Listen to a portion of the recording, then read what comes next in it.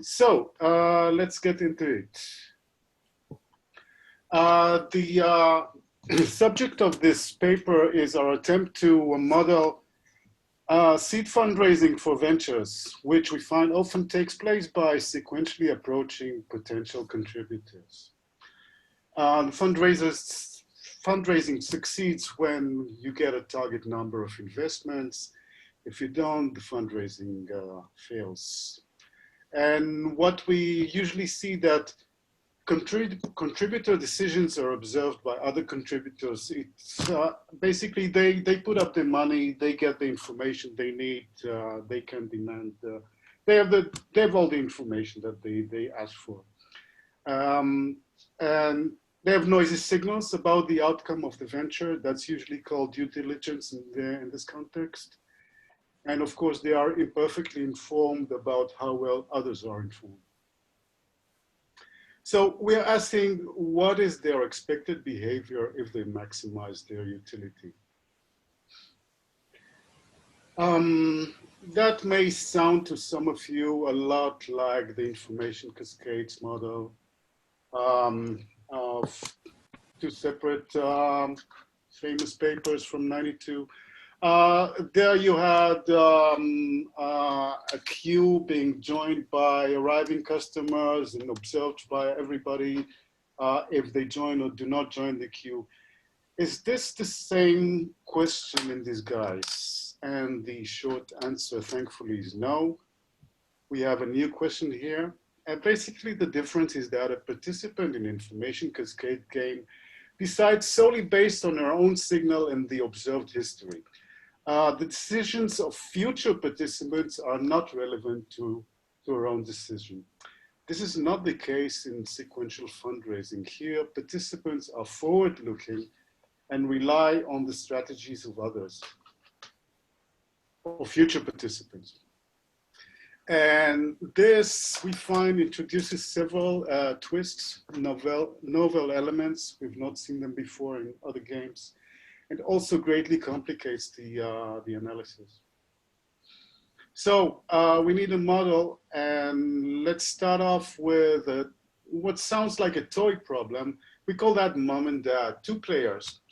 Mom and dad need to approve of son's latest idea, whose wisdom, which is omega, state of the world, they are not sure of. And the rule is that son will go ahead only if both parents approve. And the parents, if they approve and it's a good idea, they receive a sum. And if it's not a good idea, they lose the same sum. Each parent has a signal, independent signal of omega. It's also a binary signal, 0, 1, good or bad. But that signal has a quality. The quality is individual to the player. The quality is defined as the probability that the signal matches the state of the world. The qualities are IIT draws from some known distribution of qualities, which is between 1/2 and 1. And they are not known by everybody, but they are privately known by the owner of the signal. And if that's a stretch for you to believe that somebody knows his own quality, it's the same if they merely believe that they have this quality. It's the same problem. There is a commonly known prior at the start of the game, and the game goes like this. Dad decides first, mom observes dad's decision, and then makes her own. And we are asking, what is the equilibrium behavior here? And our solution concept is Markov perfection. Okay, when we solve this, one thing that strikes us in the solution that we are going to show later is that in our setting, dad should optimally participate with the probability for the state of the world, which is less than 50%. And that means that he should participate when it seems that he has a losing proposition. How does that make sense? Okay, it makes sense because he expects mom's future decision to weed out more scenarios where he loses than where he gains. And that evens up things for him and maybe puts him into a plus expectation. This is completely different from the information cascade setting, where a player would participate based on having at least 50% for omega being good. Otherwise, it's definitely a losing proposition. We call this feature social insurance, or maybe we will call it in the future mutual insurance, which may be a better term. Another thing that we find this apparently toy problem is a feature we call delegation.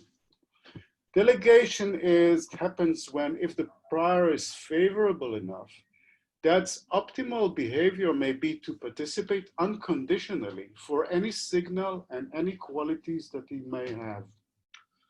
And if that happens, he's effectively delegating the decision to mom, who in this case, because the delegation is unconditionally, it carries no information, so mom has to make a solo decision. Okay, that was the mom and dad problem. It's the simplest case of the general sequential fundraising game with N contributors and capital B investment needed for success. The case where B equals N is a unanimity game. All players must approve or else nothing happens. No gain, no loss. And we said that the information cascade setting is different. It turns out to be a special case in which the number of investment needed is 1 or less. Okay, we have, we think a new signal model is interesting, slightly different from what has been done before in this field. We introduce a continuous signal model with economic significance that obeys what is called the maximum likelihood ratio property, MLRP for short.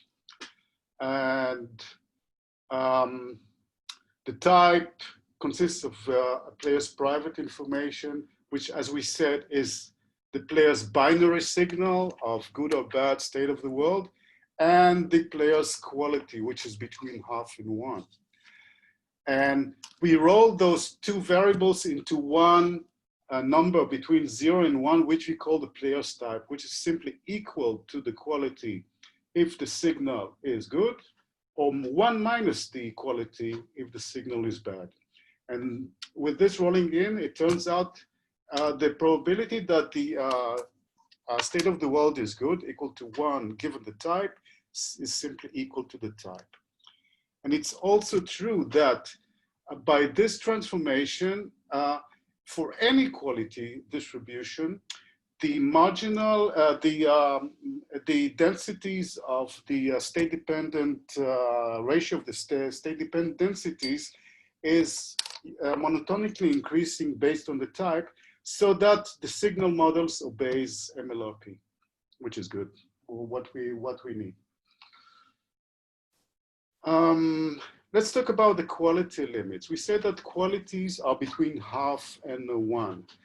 Now, the top end of that, the quality of 1 would mean that the signal deterministically reveals the state of the world. We find that to be unrealistic. It is especially for predicting the success of ventures, or actually any sort of prediction. It's not realistic to have this sort of precision. So we assume an upper bound, which we mark by capital Q, which is strictly less than 1. And this leads to what is usually termed bounded model, making herding and cascades possible. The lower end of the quality range of 0.5, if you have a quality of 0.5, that would mean that you are perfectly ignorant of the state of the world. That may not be very, that's possible, I guess, not very plausible, but we can adopt a signal model in which capital R, the lower end, is greater than 0.5, and that places a bound on a player's ignorance. And that we find that has a lot of influence on the results, because also inter alia because players can rely on future players not being totally ignorant. That makes a difference. For example, the simplest assumption we can make is that qualities are uniform between capital R and capital Q and have this density. That's the simplest assumption we can make. And when we analyze a model, first of all, we have characterization of the equilibrium. As we said, we are seeking a Markov perfect equilibrium. And we furthermore adopt a refinement for tie breaking that goes something like this. When there are several equally optimal strategies, we demand that the player must mix between at least two of them, playing at least two of them with a probability not less than epsilon, epsilon being maybe a very small but bigger than 0. And because this is a Markovian strategy, strategies depend only on a payoff relevant state, which we mark by 3 variable capital L, capital B, and N, comprising L being the current public likelihood, the ratio of probabilities for the state of the world. Capital B is the number of contributions needed for completion, and N is the number of contributors outstanding. And what we find that except at isolated states, which we call irregular, in equilibrium, there is a unique and pure strategy. About those exception state, the irregular states, we conjecture that the number of irregular states is finite for every quality distributions, finite given that number, bounded number of players, of course. And that means that with high probability, with probability 1, we are not in an irregular state. And we also find very significantly that equilibrium strategies are threshold strategies. You invest when your type is above some threshold, and you decline with the type below the threshold. Now, about solving for equilibrium, don't really have time to get into this, but it all, in equilibrium, player plays a threshold strategy, which we mark by X. It's a number between 0 and 1, threshold of investment for a type that satisfies an equation that is on the screen marked 3.1. And solving for equilibrium requires solving simultaneous equations, each of them formed as 3.1, one for each subgame. Now, there may be a lot of subgames, and that means that in the general case, solving for it analytically for equilibrium is intractable. Fortunately, in unanimity games, in which capital B equals N, easier to solve are generally solvable. And in the general case, numerical solutions are available by dynamic programming. Let's see some of those solutions. Getting back to mom and dad case, and now we're assuming uniformly distribution qualities. We see here 3 plots of strategies for mom and dad. Actually, we have dad in blue and mom in green, and they are mixed. So you have a color mixture effect that you see aquamarine when they are both mixed. And in in all 3 cases, we have the capital Q, the high bound of the qualities 0.8, and three different values for the lower range capital R from left to right, 0.5, 0.65, or 0.75. And what we see observation about those results is that, as you can see, players often, but not always, play the same threshold. In fact, for the case of R equals half, they always play the same threshold. Also, you can see that there's no delegation. Delegation is when the strategy falls below 1 minus Q. That doesn't happen in 0.5, it does happen for the higher ranges. No delegation takes place for any capital R that is less than, we find, 0.620 something. More about results. We have cascades. We have the up cascade limits. The fundraising isn't an up cascade when the capital L is above Q divided by 1 minus Q. That's exactly the same limit as in information cascade. For down cascade, the fundraising is in a down cascade when L is below, the likelihood is below 1 minus Q divided by Q, all raised to the power of B, capital B. That's different from information cascades. The difference is that the exponent B is missing in information cascades. We also have a learning bound. At the end of the fundraising, we never have perfect learning. You never have a likelihood at the end of the fundraising that is above Q divided by 1 minus Q squared. Social insurance, that's the feature we found. It's true in the general case. Players who are not last always shade the threshold lower for participation, lower relative to a player in last position, and strictly so when not in the cascade. Many interesting features about delegation, but one of them is very neat. Whenever a player delegates, all other players have threshold below half.